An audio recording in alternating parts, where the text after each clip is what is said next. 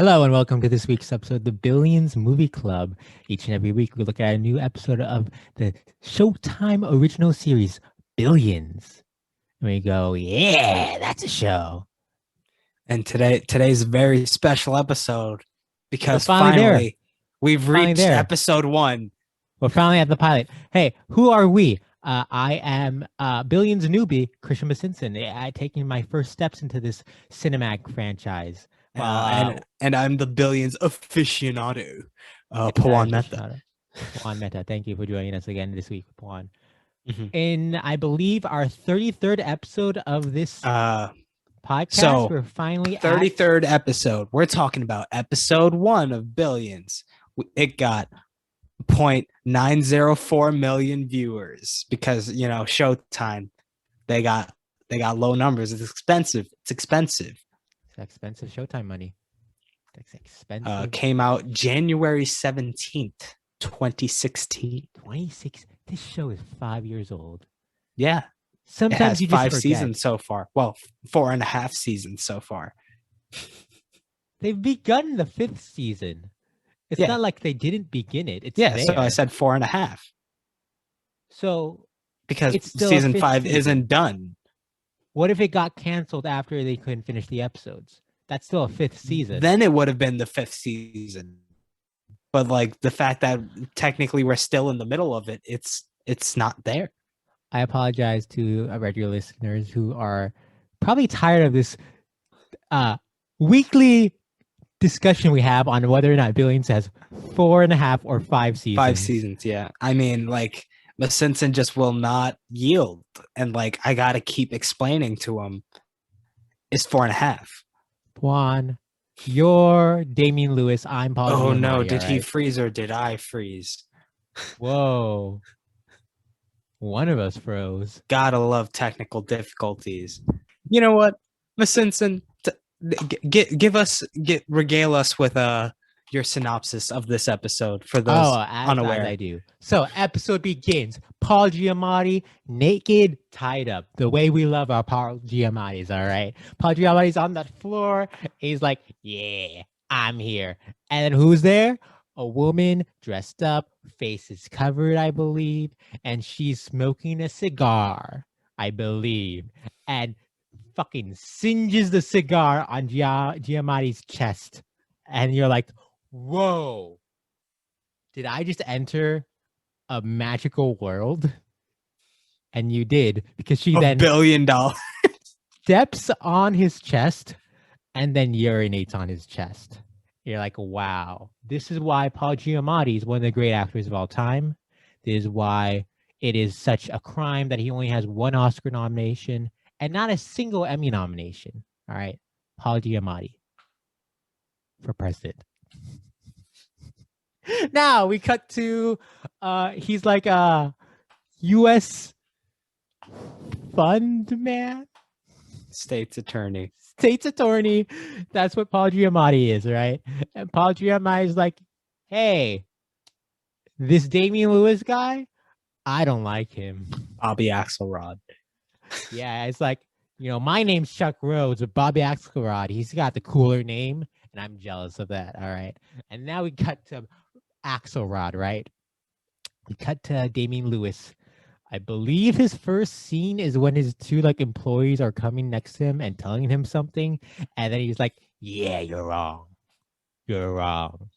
What school you go to? You're defined by that, because you're defined by your worth and your history and your connections, and not as a person. All right. Stanford, Hamlet, is that what they do? Wharton. And so that's Damian Lewis there, right?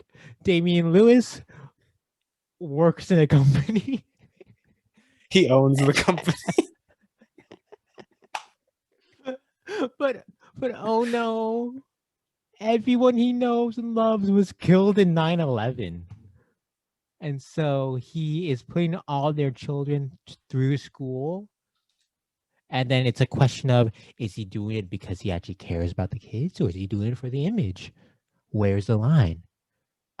Damian Lewis married to Malin Ackerman, who is an actress I feel like I always see randomly pops up. She's very good in the show, as we all know, as we are 33 episodes deep into this podcast. And You know, one it's of the funny one of because the she's not there in like the later seasons. because you can only hold her back so much. She had to fly away from the show. She has so many talents to give the world. So one of the widows of the people who died in 9/11 was like, "Hey, Damian Lewis, I don't trust you." And then Malin Ackerman's like, "Hey, I'm threatening you." And then the widow's like, "Are you threatening me?" And then Malin Ackerman's like, "Yeah, that's how I grew up. We threaten people." End of scene, right? Then we got Paul Giamatti again, right? His Yeah. dad shows up. And there's some sort of coup happening. It's a coup. However, not literal coup, but like a company-wide coup, I believe. And so Paul Giamatti is like, I know you think you know what I'm gonna do, but I'm not gonna do what you think I'm gonna do. All right, we have a connection, me, you, father's friend. But you know what? You know what? Just because you're my father's friend, just because we have a connection, doesn't mean that I'm gonna play nice with you. All right, I gotta play as the U.S. attorney for the Southern District of New York. I gotta do what's right for New York. All right, I don't care. And so he's also a weirdly tender moment from Giamatti in that scene as he tries to let him go very softly. I hope there's no negative repercussions from this scene. I hope not. What happens next, you ask? Well, Damian Lewis is having dinner with his kids. He's eating a meal with his kids, and he's testing them. He goes, "Who's the seventh president?" And someone says, "Andrew Jackson." They're right. And then he asks the other kid, "Where is he from?" And then the first kid's like, "I bet you won't know where he's from." And the second kid's like, "Oh, I am wrong, but I bet you I can get it the second time." And he does. So the first kid has to do push-ups. And then Damian Lewis is like, your brother, he realized that if he played stupid at the beginning, he could take over in the end. And so he does. Also, remember, they have a dog. The dog getting neutered. Very important plot point. The dog will be neutered. All right. Cut to Paul Giamatti finds out that Damian Lewis wants to buy a house. Damian Lewis is on the market for Bobby a place to live. Axelrod. Damian Lewis, put some respect on the Emmy winner's name. Damian Lewis is like, I want to buy a house. And Paul Giamatti is like, oh, he's crazy. Why would we do that? Why do we do that? Why do we buy a house? I'm Paul Giamatti. He's crazy. And so he sends a messenger of sorts to tell Damian Lewis, hey, don't buy the house. It's a bad decision. Don't buy the house. Then Damian Lewis is at lunch. He's at lunch with a reporter. And the reporter's also an asshole, kind of. But Damian Lewis likes it. He respects the assholeness. Right. And then he's like, hey, I got a scoop for you about this dude, Steve. Dig a little deeper if you want to find the scoop. I'm not giving you all the details, but there's a scoop. Now, I know what you're asking, Christian. Does Paul Giamatti have a wife? He does. The wife is a therapist at Damian Lewis's company. Yes. And there's some tension. Paul Giamatti is like, hey, babe. Conflict of interest, maybe? Hey, babe. Hey, Maggie Sif. What if you quit because, I have this powerful position? And then she's like, no, I was at this job before we met, before we married. I make 8 times the money you make, and you want me to quit? And then they very quickly reconcile. It's shocking how quickly they reconciled after this large fight. It's very odd. All right.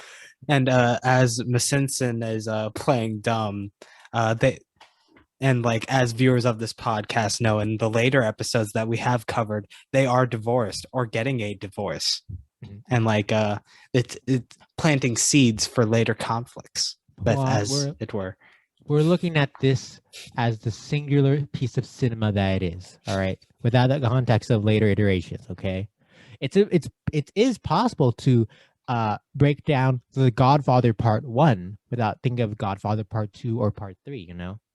And so I'm looking at this pilot and what's presenting to us as just a pilot. All right. Cut to Damian Lewis is giving a press conference. And Yeah, then sure. out of nowhere, Paul Giamatti and his people walk in and sit down. And Damian Lewis gives the camera a look like what are you doing here? What are you doing here, buddy? All right. But he didn't say it on stage. It's all internal. Jokes aside, Damian Lewis, very good in this pilot. Very good performance in this pilot. He gives like a little, what are you doing here, Paul Giamatti? Press conference ends. And then they confront each other. And then there's like this unspoken push and pull, as you do when you're a person of power, in that you can't say what you want to say, and so you gotta find a way to say it. Except every now and then, Damian Lewis says something like, "What's the point of fuck you money if you never say fuck you?" This was the best scene of the episode, I will say. The confrontation between Giamatti and Lewis, they're wonderful actors, and the butting heads is great. All right, so he says, "Fuck you" with his money, buys a house. Paul Giamatti's surprised by the house being bought. He found out on the New York Post. A friend happened to have the Post with them. Also, remember when there was the coup? Turns out, very sad because Giamatti's father's friend Skip commits suicide, and that weighs a toll on Giamatti. Giamatti realizes and gives this speech about how in this business there are consequences, and you have to live with those consequences. And this is one consequence that will weigh on him forever. But it's okay because Damian Lewis bought a house, and he's like, "Wow, the cojones on this man." All right, because Damian Lewis looks at his dog. The dog has a cone on the head, and you're like, "What?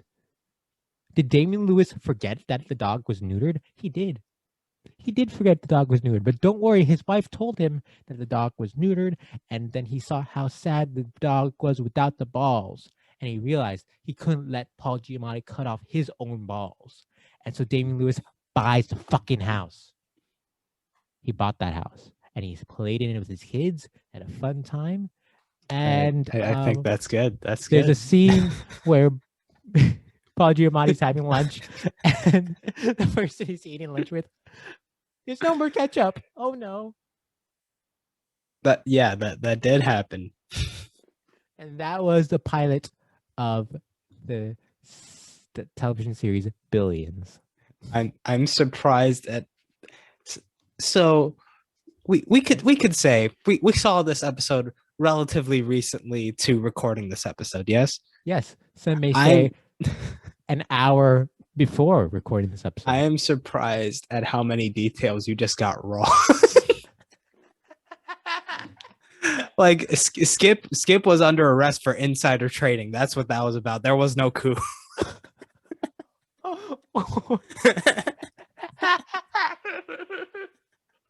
Or it was like that's what that was about.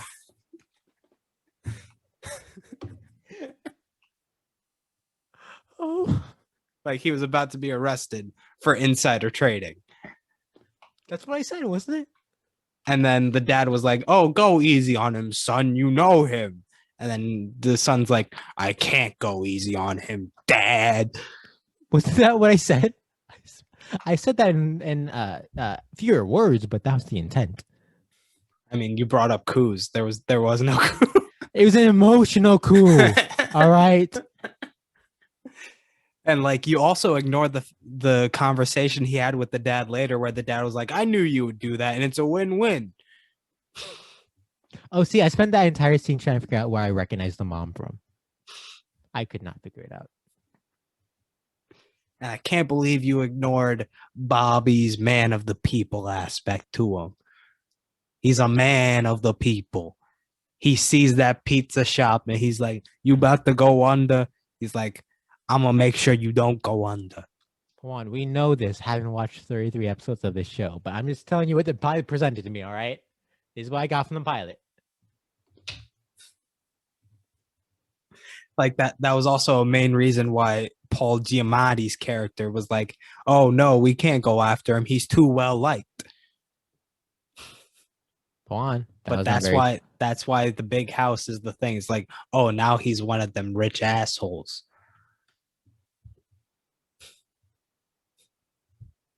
It's very possible this episode can connect for me. I was in a weird emotional state watching this episode, and some stuff got skimmed over, and that's my defense. So based off of your wrangled and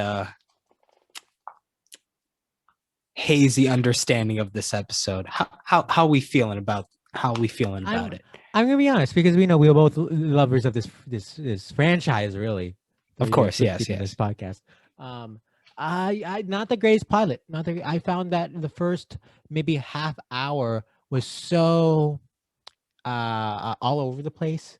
A lot of very tiny scenes that cut away before I really got a sense of who these characters were and what they're doing. Obviously, I missed some stuff, and I found it threw too much at me at first. That I in the mindset of someone who's never watched the show before, I'm looking at this movie the way it's presented.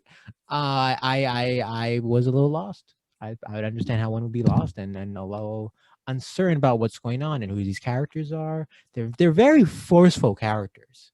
The show presents, and like you get a sense of it in this first episode that it's like smart, like it's presenting as if it's smart. It's like, oh, we know these things. Here's all these references and like ways we say it without saying the thing. It's just like, ooh, you had fun writing this, didn't you? There is a snappiness to it, a snappiness that reminds me of something like maybe a Sorkin-esque thing. Not exactly like Sorkin, but the pitter patter of the dialogue and how quickly it rattles off and the pacing of it. I understand how one would be a little jarred by it if this was their first viewing without watching 32 previous episodes. I will say it's very well executed. Shout outs to Neil Berger, executive producer and regular director of the series. Again, for those who don't remember, his filmography includes The Illusionist, the other magic movie from 2006, the Nicholas Sparks film The Lucky Ones, the Bradley Cooper vehicle Limitless, the Shailene Woodley vehicle Divergent, only the first one, and the remake of the French film Intouchables, The Upside, starring Kevin Hart and Bryan Cranston. Yeah, I very much was a fan of the direction of this. It presents a sleekness and like there's like a tint and like a vibe that you don't necessarily get from the later episodes where they bring in different directors. Which tint and vibe are you speaking of? Like one thing that you notice is like the color palettes of the U.S. Attorney's Office versus like Axelrod's company. And like that is a big juxtaposition that they keep presenting throughout this episode, how much money Axelrod's company and like how much everyone there makes as opposed to the U.S. Attorney's Office, even though they have this much power.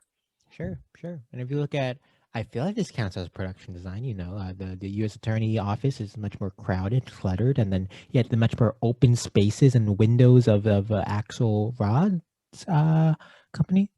Yeah. And it is interesting how they were able to get that feel with a place that kind of actually feels cluttered in comparison to the office that they moved to later on in the series. It's an evolution of the series, which is always fun when you go back to the pilot and see how things are different. Yeah. The other noteworthy thing that I thought was interesting was the conversation in the barbershop where the guy was like, you could easily be making this much money as soon as you leave. And like the guy was holding his ground. He's like, I'm not gonna do it. But you sense like a little bit of hesitation in that. That's some nice foreshadowing. Can you please remind me what this conversation is? It didn't stick to my mind. It was in the barber shop where he was talking to the guy where he was like, yo, Bobby shouldn't buy that house. It's not good. And then the dude was like, you're good. You could be easily making 1.4 a year, 1.7 if you land some big cases, or hell, you could work for me and be making that much. And he's like, no, I'm gonna do the right thing. But like you sense that little bit of hesitation. It's which crazy. Is some nice foreshadowing. It's crazy that this show is the inspiration for Spike Lee's Do the Right Thing. Yeah, this show is inspiration for a movie that came out 1989. Like one can say 2 or 3 decades before this show did.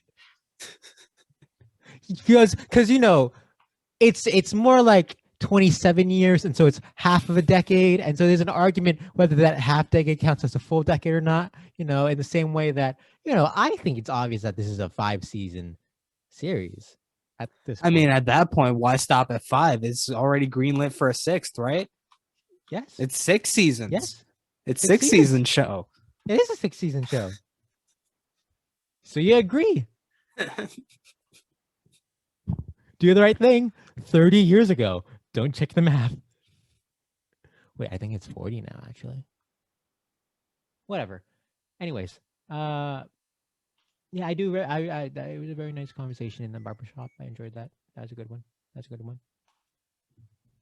Yeah.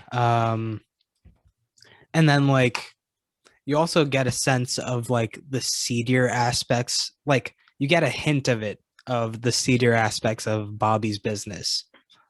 Like with that one moment where Dollar Bill is like, I'm not uncertain.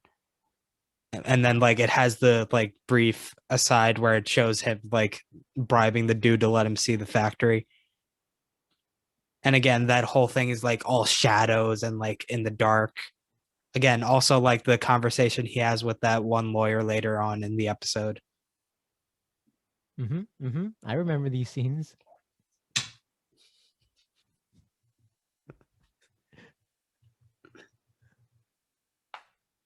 So, Miss Simpson. Yes, Pawan. We're talking about this first episode. Yeah. Let's talk about the vibes we get from the main cast from this first episode. The main cast vibes. All right. So we got 4 main characters. 4. We got Paul Giamatti, Chuck Rhodes. Chuck. How we feeling about Chuck? As I mentioned before, about Giamatti, national treasure. I forget until I start every episode how little his mouth opens when he talks. I'm not even sure I call it mumbling.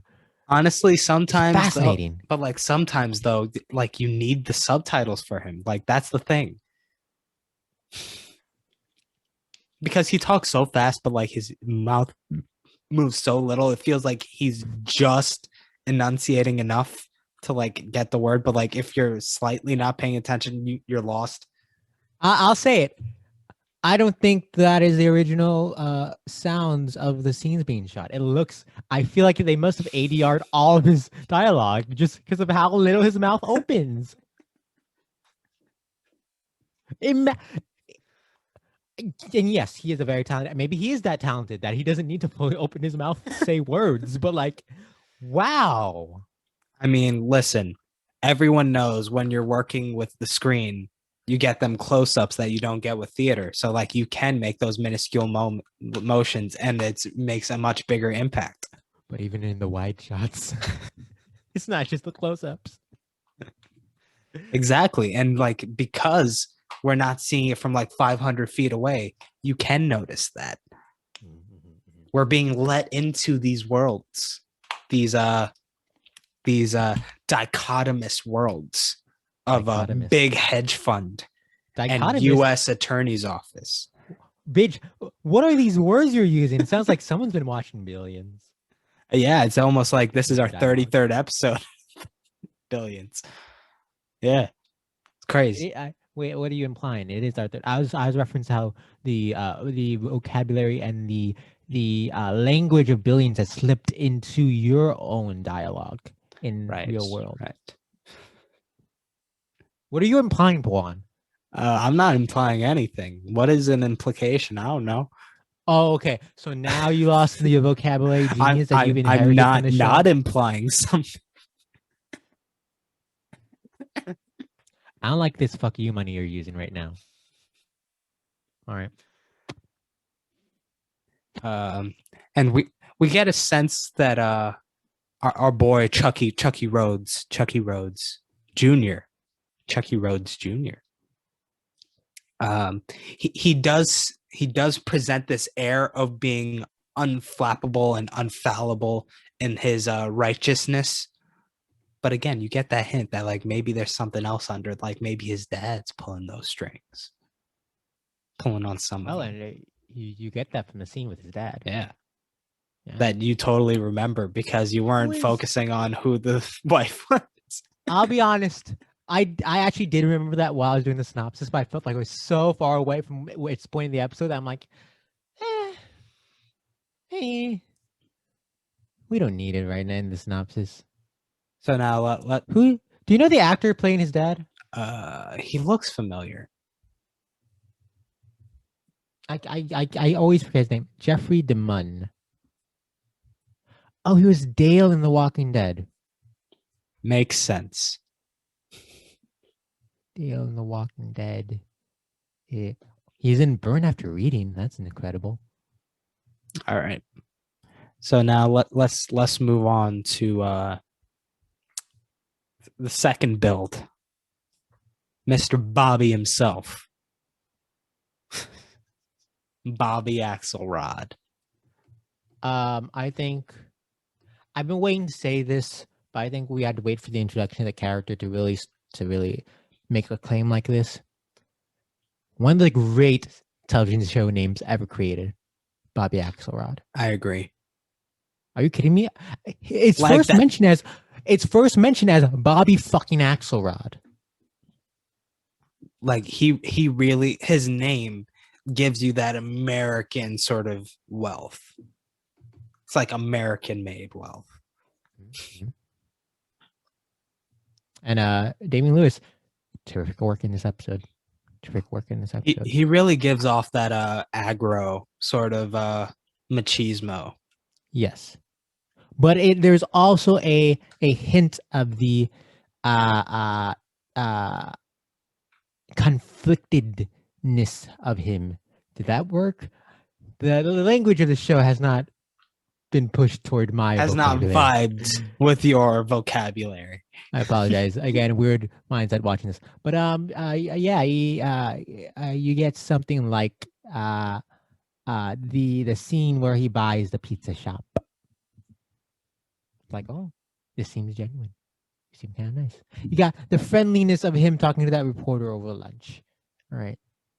There's a nice camaraderie with the stranger. But then again, there might be a little bit something going on with that too, where like Oh. he wanted him to feel like he's just letting him in on the scoop, whereas he had that plan all along that he was going to give it to him to throw the trail off of him. It's a complex portrayal that Damon Lewis has given us. There's so many layers to it. And it makes sense why a lot of people really come to the show for him, because he gives such a magnetic performance where it's like it really draws you in with him. I'm dying. You good? I can't help you from here. We're not in the same space. I'm good. I got this. Speaking of that motion, let's talk about Wendy Rhodes. Yeah, wasn't that what she said? You got this, and then she hits the chest. That kind of reminded me a lot of that moment from Wolf of Wall Street, where like he was trying to hype with the McConaughey's was trying to hype him up. Which moment? Huh? Which moment are you talking about? The McConaughey's moment in the restaurant. You lost me. Can you recreate the moment for me, please? I mean, I haven't seen that move in a while. It might be better if I'm gonna try to paint the mental image for you. So our boy Leo is at a lunch with McConaughey's, Sure. and McConaughey starts doing some weirdo shit. See, that's the part I don't remember. You had me Yeah. first, and then I don't remember. I don't remember the weirdo shit. All right, looks like we're moving on. Is it like Yes, it's exactly like falling over laughing at yourself.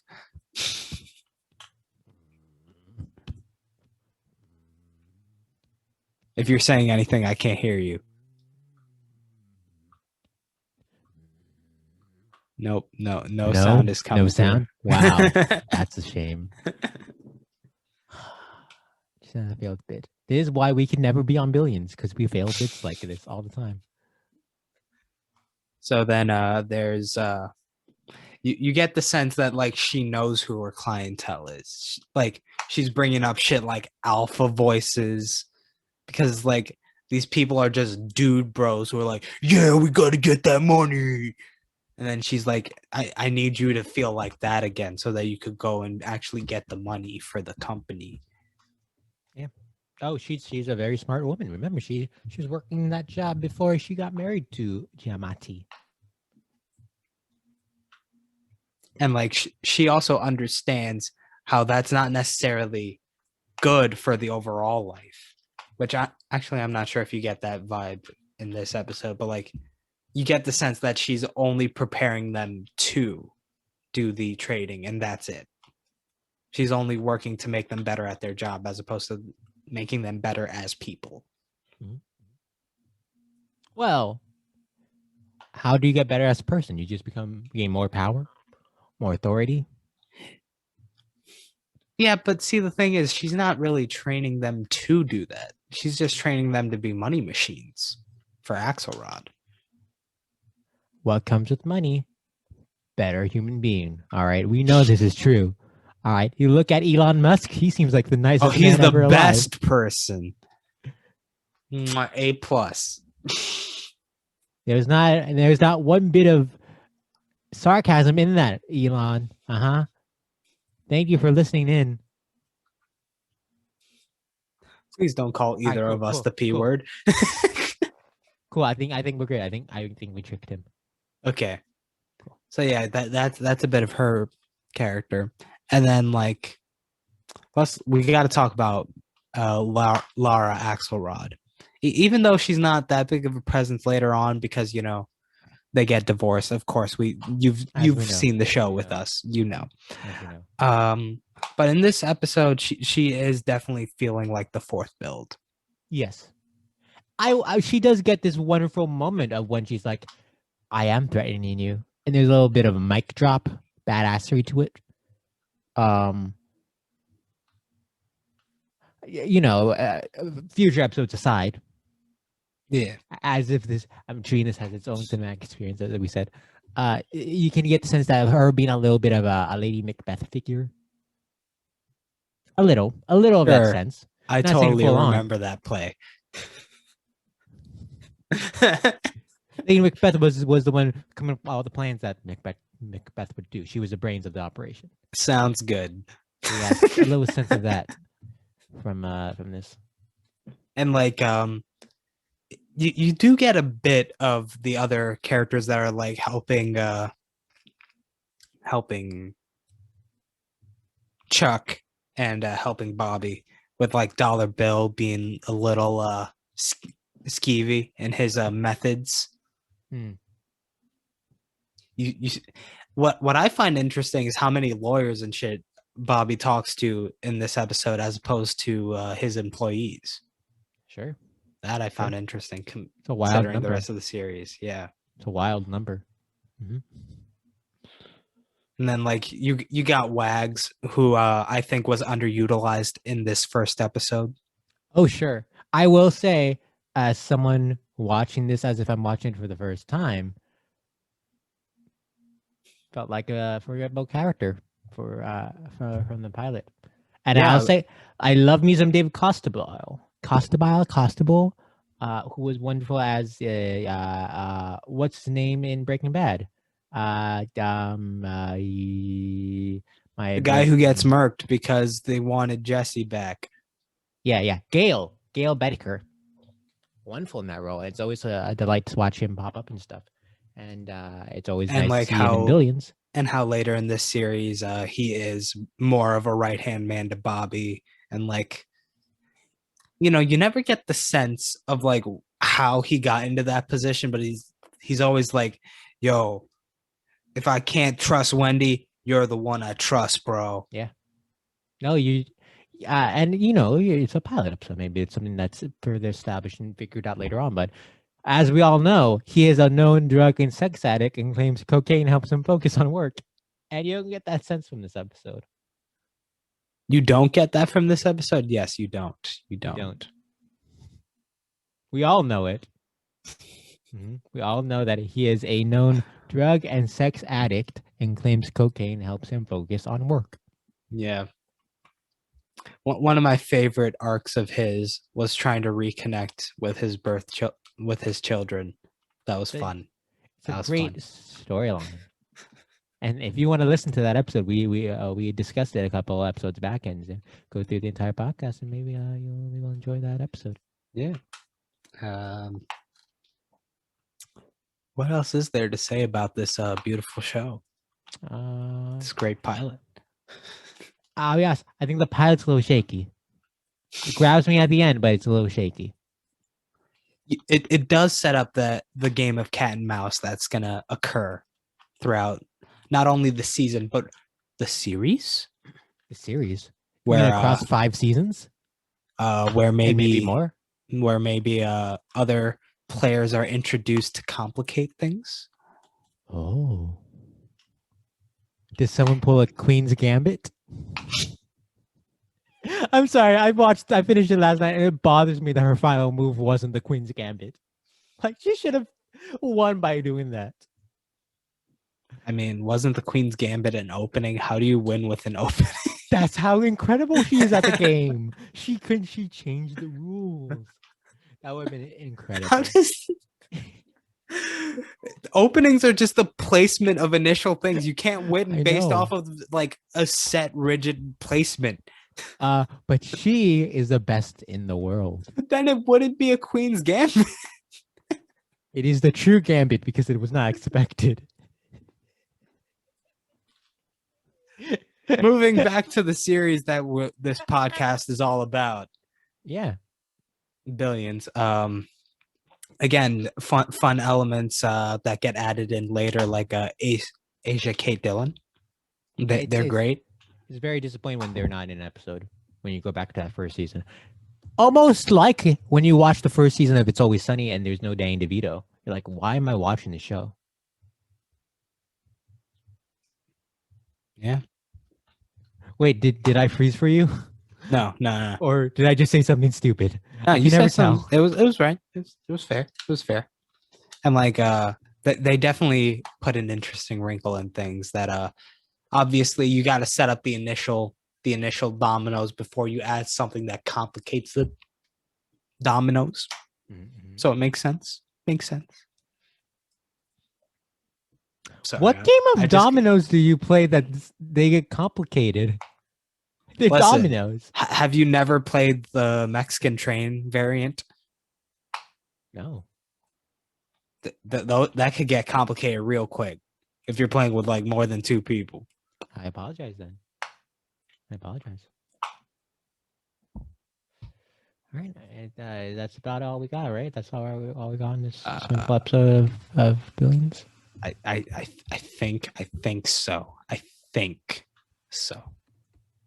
Wait. One aspect we didn't really like touch on. Let's talk about BDSM or whatever the hell that was. How do you think it fits in? Well, we know how it fits in. We know it. But like, I'll say thematically. The thematically, I think Chuck, Man of Power, he likes to be pushed up against power. He likes confrontation. He likes to struggle. He gets off on the struggle. And so that's why he enjoys it. It feels like it feels like that Showtime thing of like, we can do this. It's going to be in the episode. That's how it feels like in his first episode. again, it is one of those things where like it feels very much like initial like first season sex being thrown at your face that Yeah. tends to happen in these premium cable shows. Yeah. I think of did you ever watch Party of Five? No.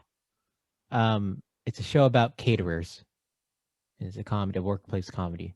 And even they had to figure out a way to get boobs on it because they're on I mean, that Showtime. makes perfect sense. I can totally see that happening. What are you talking about? They had to find a way.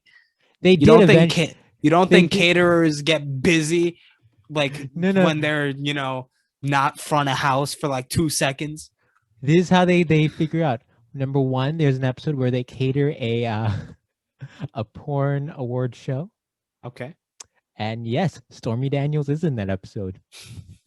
And number two, there's an episode where they cater this party where the host hopes it turns into an orgy. He hopes it turns into an orgy. I read this one book that was a bunch of nonfiction essays. All right. And one of the essays was about how he used to be a caterer, one of the waiters for that. Mhm. And he talked about this big power couple and how the dude kept picking like one waiter each time that was there, and he fucked them in the back. Not where I expected the story to go. In a back room. It's just like that. So like when you say they had to find a way to make it happen, no, that's part of the gig, man. I apologize. I was wrong. Maybe I'm in the wrong industry.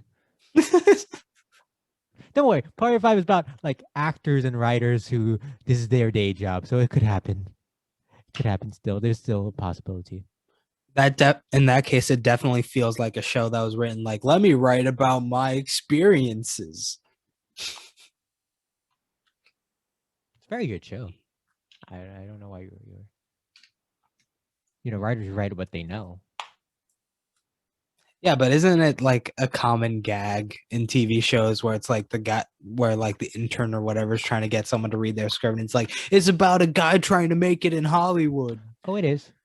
Oh, when I was watching I May Destroy You, which is incredible, we all know. But there's part of me like, okay, she's an actress playing an actress. And it isn't until like episode 10 when I'm like, oh, wait, Michaela Cole is a writer playing a writer. And I'm like, oh, that's the point. That's the point of it. The way she uses writing to understand herself and dig deeper and learn to live with her past. It's beautiful. But it's a writer playing a writer. Back to Billions. Billions. So this BDSM aspect. Oh, okay. You have more. Okay, go on. I apologize. Go on. I do agree that it does feel a little bit forced, but like there is a dynamic at play here with the sort of playing around with power sexually. Sure. And just living out the what's the word I'm looking for? Just like sexualizing the push and pull of the sort of, in a sense, it gives you a sense that like he does get off on the hardship of his job. Yeah, because it seems obvious to say, but he is the sub in the relationship. Yes, and so he gets off on this almost being weak and someone above him pushing him. Yeah. Which you also get hints of like maybe his dad is also pulling the string, so like that might be a fraught relationship that might be influencing. Pawan, I know what you're thinking. I thought the same thing too. I thought from that first scene it was the dad under the mask, but it turns out no, it was his wife. His wife was under the mask. I don't know what you're talking about under the mask. Like from the you see her face in that first scene. Are you sure? I thought she had a mask on. You see her face. I swear she had a mask on.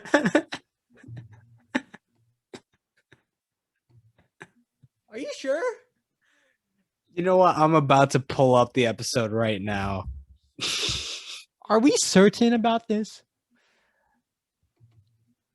Billions opening scene. Right. I'll show it to you. I can't find the opening scene. Okay. So, it's a silhouette of her face. So you don't see her face. Not in detail, but you could tell upon seeing her later on in the episode. Like you don't have to wait till it's like revealed. Pawan, again, I didn't inherit the vocabulary from the show because I am a dumb person.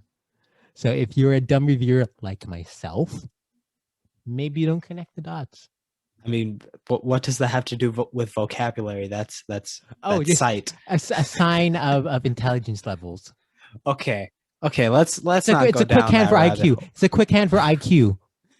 Funny you mentioned that. I just remembered one character that is vastly different later in the series than he is here. We love those. We love those. And it's crazy we both didn't think of this character. Please. Spiros.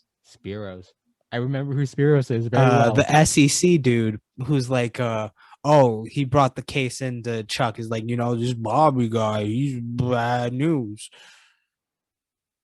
And like later on, he ends up working at Bobby's boutique. I'll be honest. Office. I'll be honest. I don't remember Spiros from the first episode, but it's because he's such a different character from later on. He was unrecognizable. So thank you for piecing that together for me. And like that episode arc, like, I don't know how you brought that back without even realizing it. Because like there was an episode where Spiros was trying to get into Mensa. And like he was like, "Oh, I'm a smarty pants. I'm taking the Mensa test." And as we all know, Mensa is the coalition of people that are like, "I have high IQ, therefore I smart." And it's like, if you have high IQ, you could join us. As we all know, because if you're listening to this podcast breaking down the smartest show of all time, you're obviously a member of Mensa.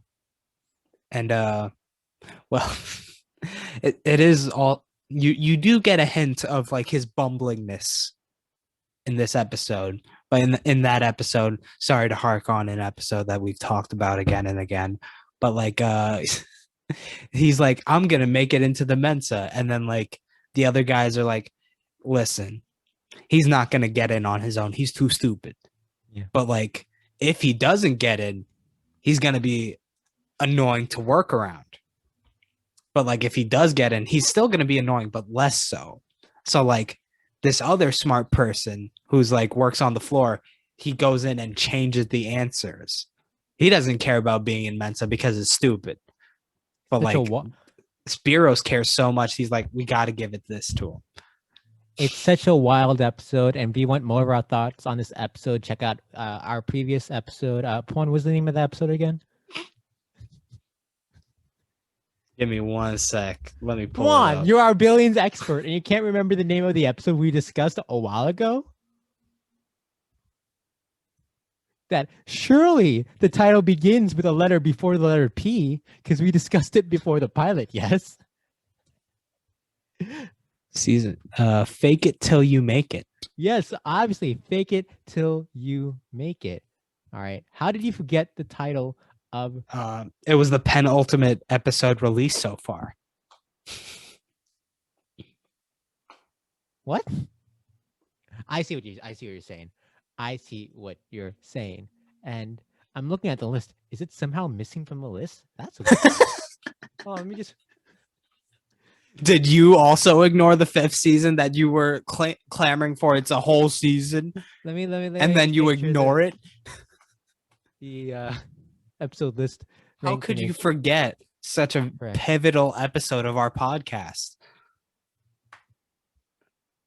Come on. I see. I don't know what happened that the episode was missing. Makes me wonder what other episodes might be missing. I think we got them. So, Pawan, as we know, not every episode of Billions, as incredible as the show is, not every episode is perfect. Not every film in this series is perfect. No.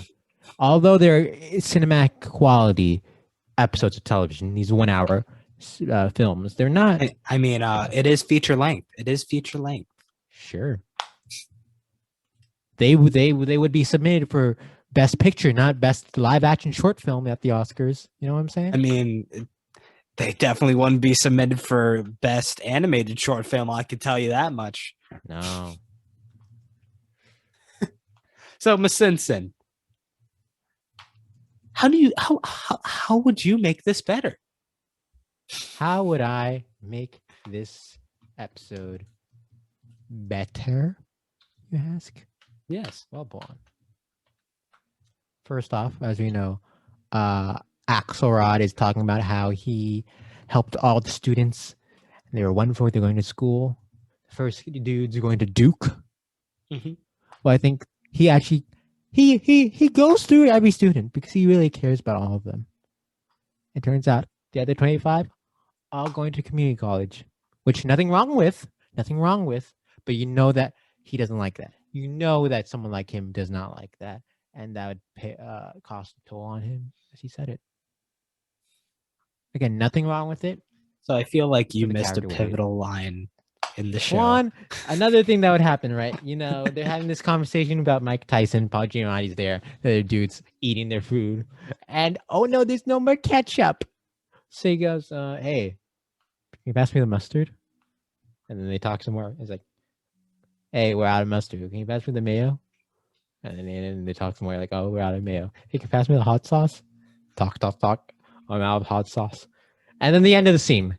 5 scenes later, they were back to like, "Hey, Paul Giamatti, it's crazy. We're also out of the paprika and the oil and vinegar during lunch."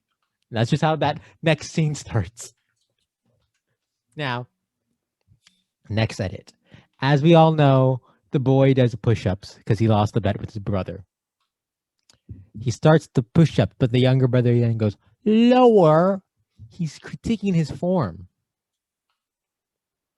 As we know, this is obviously based off his upbringing from Bobby Axelrod, who also, you know, he's someone who would be caring about the form of the push-up. So we see the child do all 10 push-ups, and Axelrod critiques his lack of form. All right, if you look at the clip, his back is like not flat; it's like a little raise, and so we get the 10, and he makes sure this kid does all 10 right.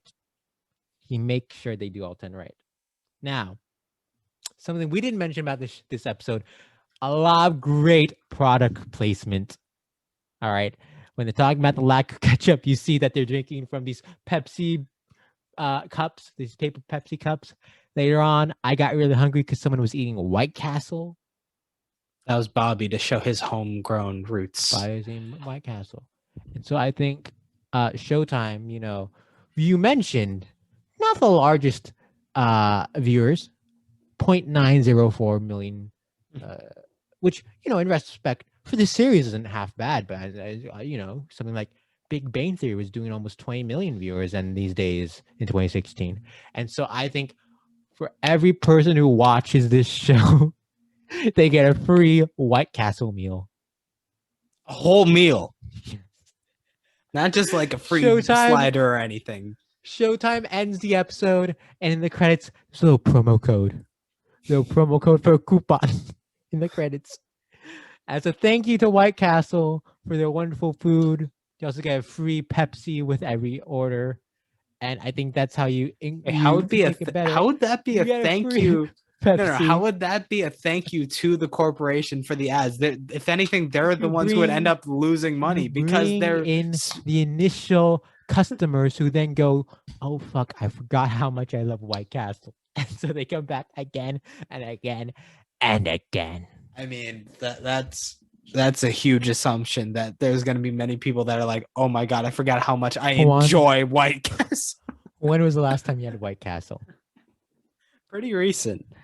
I wouldn't say from that meal I'd be like, "Oh my god, I need to have this again." Because you paid for it. But what if it was free?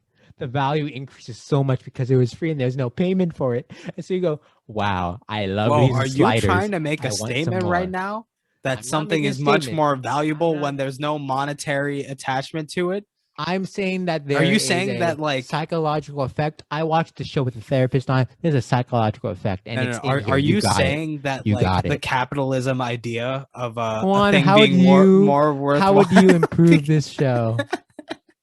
How do you improve the show? I'd like to interrogate this idea first, though. How would you improve this show? First of all, I want to bring up something that you keep alluding to in terms of Bobby's elitism.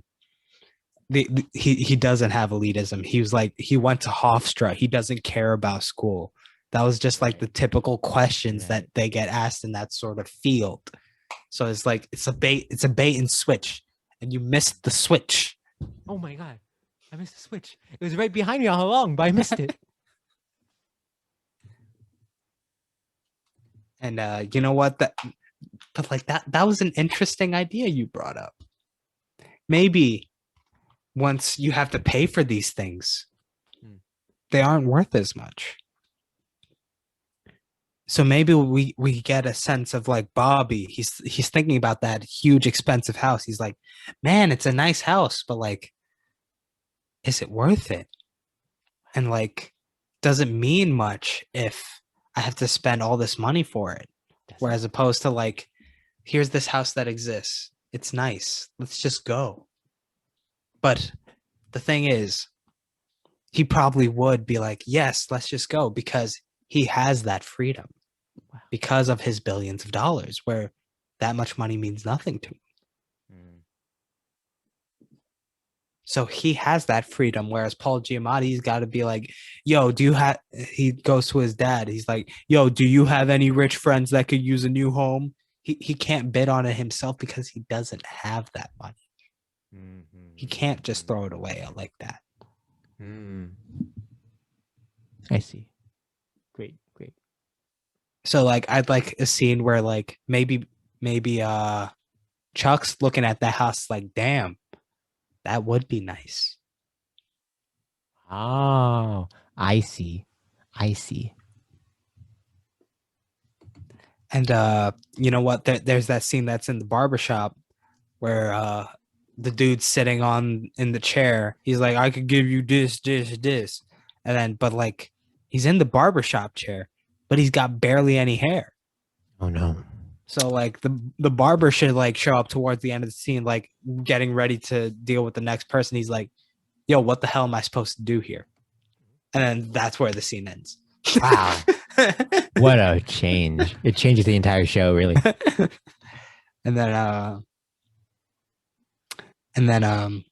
the pizza man, he's so happy that Bobby is helping him out. At first he's like, you know what? I don't want to owe you, Mr. Bobby, Mr. good old pal Bobby. But then Bobby's like, don't mention it. And he's like, you know what? Nah. Just for you, 100 pizza pies on the house. 100 pizza pies. 100 pizza pies. Hundreds or hundreds of billions of pizza pies? No, just 100. Wow. Okay. He's still got to run a business. Come on. That's fair. And then last but not least, but so like there is that setup of the dog being neutered. And then he's like, I'm not going to let Chuck neuter me. I'm going to buy the house. And then, but like, that's not enough setup. That's not enough. We need a scene where he goes to sleep. And then he's like, he has this nightmare where like he becomes the dog. And then the house shows up and talks to him. He's like, if only you bought me, then you wouldn't be this. And then it's like, he wakes up in a cold sweat and he calls his buddy. It's like, I need that house. All right, important questions. So the house was speaking to him, yes? Yes. And the dog's part of the dream? He's the dog now? Like so the dream starts like he looks at the dog and it's neutered. He's like, oh no. And then he looks at himself. He's like, oh no, I'm the dog. And then they cut his balls off. So two important questions. Oh no. Two important questions. This Damian Lewis dog, is it CGI? Is it the actual dog and you only hear the thoughts of the dog? How is this being done? You know what? Let's do CGI, but it's still the thoughts. Wow. Okay. Cool. We're working with Showtime. We got the money. Now, second question: the house talks to him. Yes. Is it a CGI house or is it a practical talking house? It's literally the house that he's looking to buy, and like the door opens and closes with each word. You know, I knew you had genius in you. I just wanted to confirm that you had it in you. And those are my fixes for this pilot episode. May I add another fix? I forgot. Go ahead. To mention. Yeah. So we have the incredible Paul Giamatti in this series, right? Yes. And this is a fix that I think of every episode. How do you make Paul Giamatti better when he's such incredibleness? All right. And I've been looking for the place to put this fix, and it has to be in the pilot, so it affects. It's a long term change. Yes. A long change. All right. Pawan, what's better than Paul Giamatti? Paul Giamatti as Paul a horse. Giamatti. Oh. A blue Paul Giamatti. You remember the movie Big Fat Liar?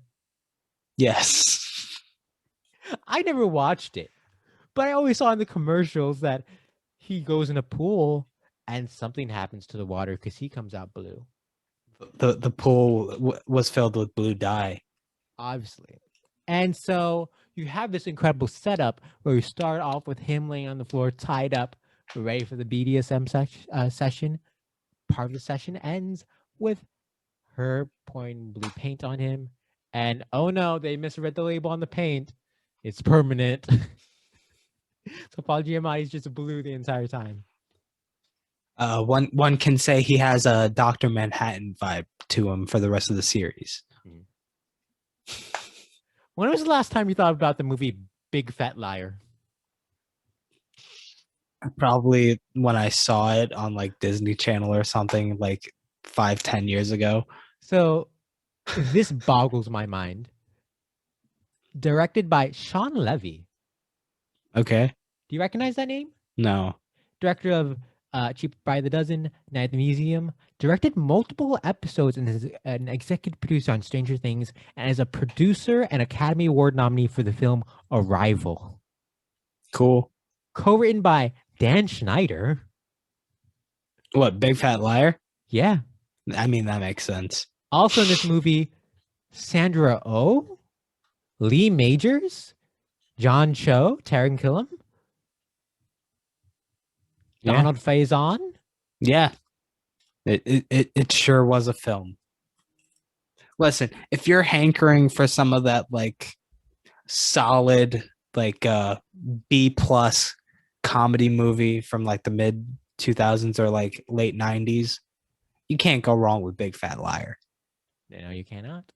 Like also turns out, again, that is, you know what? That is a missing art form in this day and age where they keep making bigger and bigger movies and like everything else is just throwaways. Sure, I agree. Like you don't get a well-crafted comedy these days. You don't. I do want to read this headline on the Big Fat Liar Wikipedia page. Remake. A remake of Big Fat Liar began filming in August 2016. The film titled Bigger, Fatter Liar. The film was similar to Big Fat Liar, except for the plot, where the report is stolen by a video game executive to make it into a video game to impress his boss. It was released on DVD in April 2017, and it was both a critical and commercial failure. It was wow, did not expect that. It was given a Blu-ray release in July 2018. Bigger, Fatter Liar. Now, I'd like to also make an addendum. Something previously stated in the podcast. Juan, you said the episode you were talking about was called "Fake It Till You Make It." Well, yes. Shame that on wasn't you, the name expert. Of the episode. That was the headline given to the New York Times recap. All right, the episode is called "The Nordic Model," and beginning with the letter T. We have not talked about this episode yet. I know we got confused because we both watched this show multiple times, but no, we have not talked about this episode. Wait, we're treating. We treated we went over this 33 weeks ago. I understand, but like I completely forgot. I forgot that we're treating like the episodes that start with the as T as opposed to the start of the next word. This is why we're such a good duo for this podcast, because you have all the knowledge about the show Billions. I have all the knowledge about the podcast show Billions Movie Club, and together we make a terrific duo. Totally. So, The Nordic Model, an episode we'll talk about in a couple weeks. How dare you? Dare you? All right. But you know who does dare? The Who does rankings. dare? The rankings of the Billion Movie Club. All right. hmm The segment of the show where we rank the episodes of the Billions movie series. The Billions Movie Club. The episode part where we rank the club. Let me just double check which was the last episode we discussed. And that would be. And you have to let me know which I see, season and I see. episode it was. I see. How do letters work? All right. That. Season 2, episode 3, optimal play. So we're looking at now, Pawan. As we always do, we're gonna flip a coin. Heads or tails? Tails. Wow, tails. Like I always do. As you always do. And it did land on tails. It did land on tails. Now, let me just share the screen so that you and the viewers at home can also see where the list is. I know, viewers, I know you're big fans and you have it memorized, but we gotta be careful if there's new people, you know. Right. So we're gonna compare this with last week's episode, Optimal Play, who ranked at number 4. Season 2, episode 3, Optimal Play, number 4 on this list. Incredible episode, as we all know. So we know it's great because like Asia Kate Dillon, they're getting out there. Sure. This is the like one of the first episodes that focuses on their character, which is nice. So, on last week's episode, Optimal Play, number 4. This week we're looking at season 1, episode 1 pilot. Is the pilot better or worse than Optimal Play? I think I'm gonna have to go with worse. Wow, worse. Now we're at episode 6, number 6, Icebreaker. Juan, is pilot better or worse than Icebreaker? Ooh, that was near the end of season 3. Remind fans which episode this was. Season 3, episode 9. Is pilot better or worse than Icebreaker? You know what? Let's go with worse. Worse. All right. Next episode is Flaw in the Death Star. Flaw in the Death Star. Pawan, is the pilot better or worse than Flaw in the Death Star? I'm gonna say better. Better. You know I'm a fan of Flaw in the Death Star. I know. You know, but like I had to. I'm sorry. The pilot's just better. Fine. All right. Well, we don't even need the random number generator. The billions of numbers generator is useless today. The billions of numbers. Yeah, because there's billions of numbers. We go over this every week. And so at number 7, the pilot. At number 7? 8. Pilot. So, Pawan, let's recap the list. So far. We start from the bottom. All right.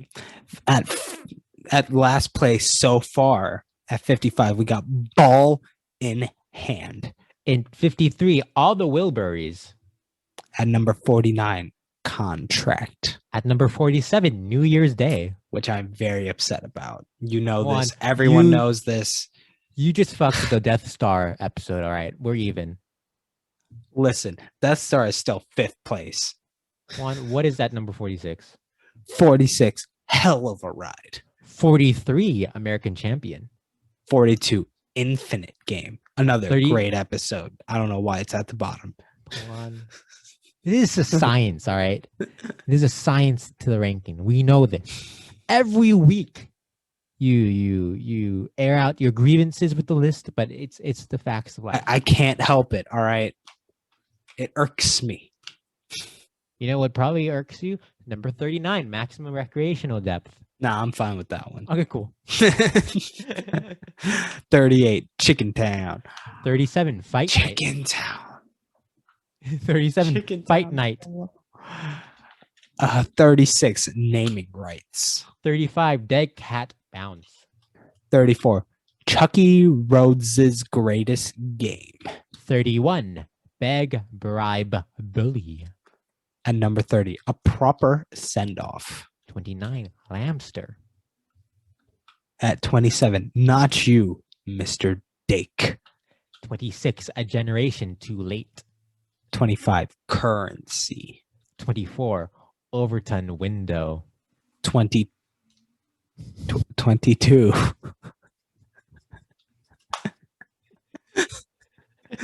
There is no 23. 22. Bose and rail. Wait. Yeah. Bose and rails. And as we know, we cut out numbers for the future episodes. You know, season 5 isn't done yet, so we gotta be prepared for possibilities. 18, Extreme Sandbox. 15. Elmsley Count. 13, Compenso. 12. Magical Thinking. 11, Indian 4. 9. Flaw in the Death Star. 8, Pilot. Number 7. Arousal Template. 6, Icebreaker. 4. Optimal Play. And still sitting at number 2, Opportunity Zone. What a list. What a list. What a list. Thank you for joining us for this week's episode of the Billions Movie Club. Remember to like us on your the YouTube, subscribe to that channel. And join us next week for which episode, Miss Simpson? Oh, I don't know. Maybe it'll be a big surprise. Let's keep it a big surprise. We'll find out. Yeah, we'll find out next week what comes next. What comes next? You've been freed. You know how hard it is to lead. You're on your own. Awesome. Wow. Do you have a clue what happens now? No, I don't know what you Oceans just said. rise, empires fall. Is Hamilton. Sure. That was a musical where my man kept going, I am Alexander Hamilton. I am Alexander Hamilton. I am the Alexander Hamilton. It was like 2.5 hours of that, right? Yeah, that was just the first number. It's crazy. It's a 9-hour-long musical. Thank you again for joining us. Tune in next week for the next episode of the Billions Movie Club. See you then. So it turns out Miss Simpson can't stop fucking up. Nah, I apologize. I may have said Party of 5. The show is Party Down. And it's not on Showtime either. No, it's on Stars. I thought it was a Showtime original. It was a Stars original. I apologize for that. Which means neither of us can watch this classic series right now. No, it's on Hulu. That's how I watched it last year. But is your Hulu connected to Stars? Is that how you're able to? Oh. It's not. I don't have Stars. It's very odd. These streaming stuff don't make sense at all. So please join us next week. Ta-ta for now. Hello and welcome to this week's episode of the Billions Movie Club. Each and every week we look at the episodes of this. Let's take that again. Yeah. Can we take a second to meditate like they do in the show?